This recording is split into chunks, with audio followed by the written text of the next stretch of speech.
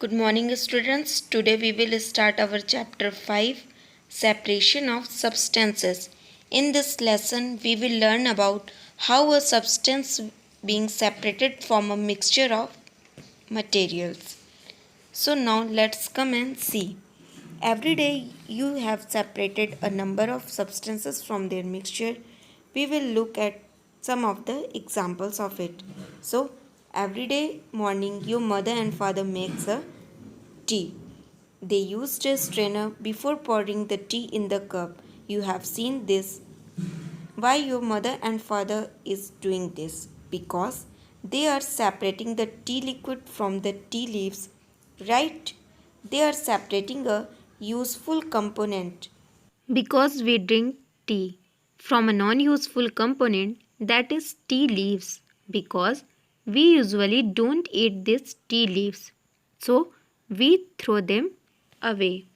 So, this was the first example of separations where we have separated useful component from the non useful component. Now, we will look at some more examples of it.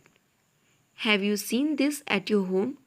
Continuous stirring of curd, which is also known as churning of curd.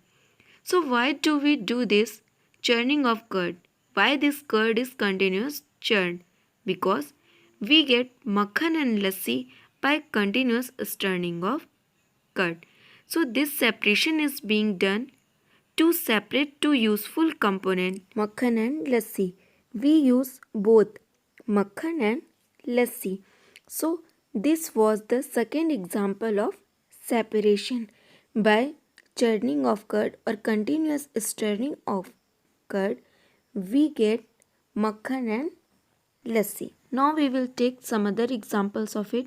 This is a wheat plant from where we are getting the flour. So this part of plant has grains, and other part of plant which is a stem like a structure, that is the stalk of the plant. These are grains from which we get flours, and after harvesting what we do, we separate these grains and stalks.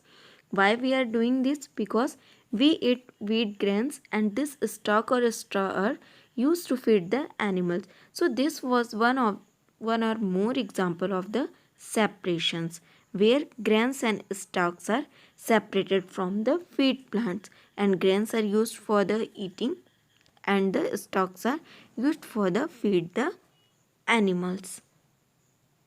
So these are the many examples of the separations. So move forward. Here we have, why do we separate substances? So first reason to separate the substances, to separate harmful substance from a mixture. Like we are separating the stones, insects from the pulses, rice, etc. And second reasons, to separate non-useful substances from a mixture. For example, straining tea leaves from tea, because tea is a useful component and tea leaves are the non-useful components.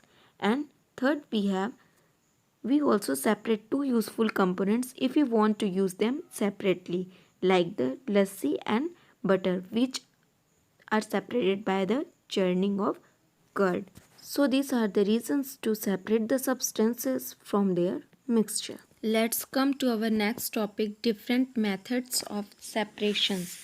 There are various methods by which separation can be done, and you have to study all of them. So different methods of separation which we have to study are hand picking, threshing, winnowing, sieving, sedimentation, decantation, filtration and evaporation. In next class we will study each of the methods in more detail. Thank you. Have a nice day.